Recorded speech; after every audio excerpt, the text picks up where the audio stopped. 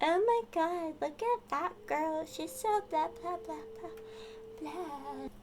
Are they judging me?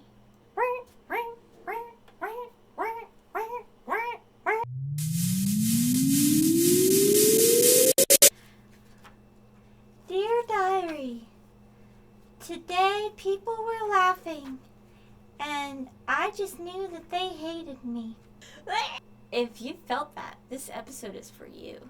So, in case you haven't already seen it, you should definitely check out my other video, the science behind fear of judgment. I think it gives a really good grounds for understanding ourselves and why we want other people to like us. But if you've already seen it, then hello, welcome to part 2. We're going to talk about what you can do to stop caring what people think about you. First of all, what other people think of you is none of your goddamn business. What you think that they think of you is an illusion anyway, so just stop that. I think a big trick to not letting criticism get to you is to not let love get to you either. It's a double-sided coin. Like, you just can't really base your worth off of other people. It has to be something within yourself. Otherwise... So if you base your worth on something internal, then it makes it much easier. Like, you're not relying on other people to tell you if you're doing good or bad or right or wrong. I mean, definitely, like, don't go around killing people. Guys. La la la la la la la. Oh.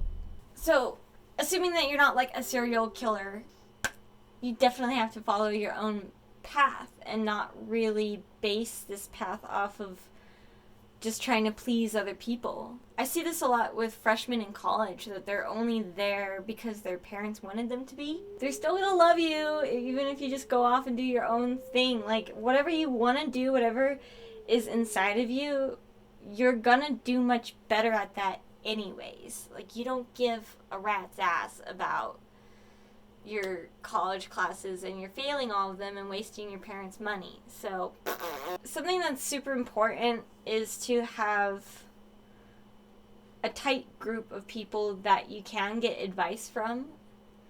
Not everybody is there to give you advice. You know, like a stranger on the street that's like, oh, I don't like that thing that you're doing, you know. Like, who cares? If you wouldn't come to them for advice, don't take criticism from them either. So yeah, it's really important to have a small group of trusted people that you can take criticism from. They can give it in a skilled way that's where it's actually going to be constructive and not just like...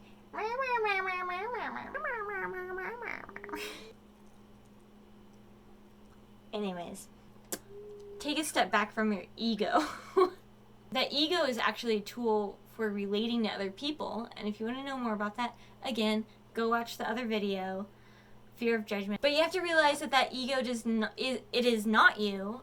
It does not have to control you. It is simply a tool for you to have as a social human being. It's important to be able to kind of fit into society and know what you're doing.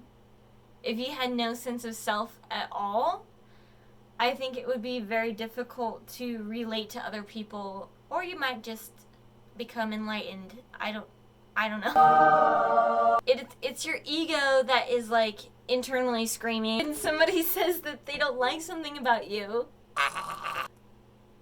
it's your ego, okay? And once you have a sense of space from that, it makes it a lot easier. I think a lot of people live their life totally unaware that there's more to them than their ego. A philosophy that I thought was very interesting was to take nothing personally at all. Even love, even hate, it's not personal. It's what the other person is going through and them trying to fulfill their own needs. Even people that love you, in a way it's selfish because they are fulfilling their own personal needs for connection. And for people that hate you is such a mirror thing that it really has more to do with the other person than it does with you.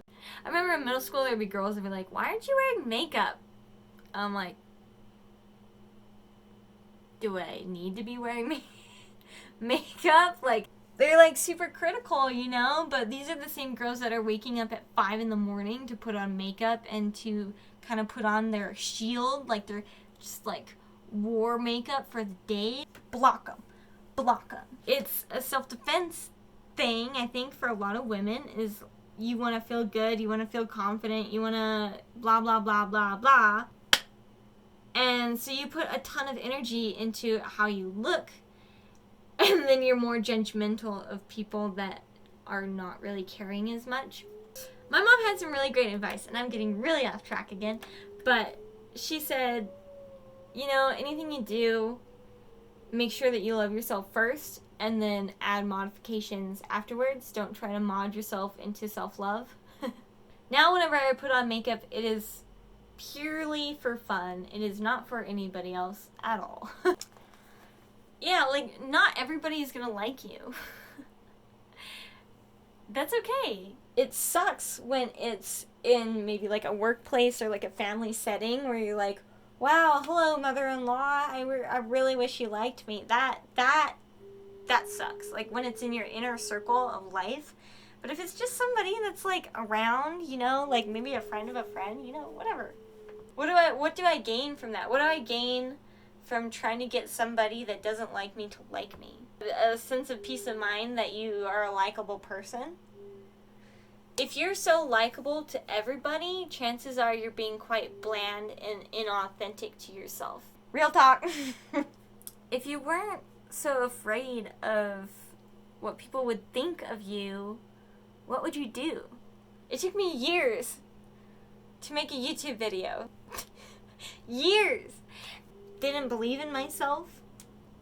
I didn't want people to not like me. People in my inner circle didn't believe in me. If you have people in your inner circle that don't believe in you, get the fuck out of there. Guys, you deserve to have people that genuinely love you and support you, even if they don't necessarily understand what you're doing or if they don't necessarily like what they're doing. They're gonna love you so much that they're gonna be supportive of you. But outside of the circle, it's awesome to get to a point where you just don't even care. You don't need to please anybody. Be a selfish bitch. So, in conclusion, I think the best thing that you can do for yourself, if this is something that really bothers you, that if you're like a super big people pleaser, is to develop a sense of worth that is not based on other people at all. That is based solely on yourself. Like, just think, you know, do you enjoy yourself? Do you enjoy hanging out with you? Do you enjoy being you?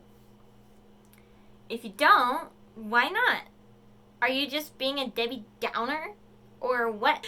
Do stuff that you enjoy and make something, you know, if you have accomplishments that you can put behind you that is physical in reality, or like something that you've accomplished, like, I don't know, getting your degree or something, then that can really help your sense of self. But definitely you don't need to base your worth off of other people. In fact, you decide how much you are worth, and that's it. That's the end of it.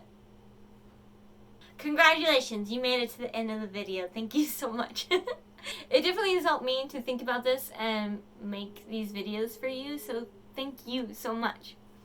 Mwah. This is Bougie. I think he might be like an alien, but just imagine you're camping and you wake up and it's like trying to eat your shoes. And then you give it a little candy and it's like, what is that? And then you guys are friends. He might try to nibble on you, but it's cool.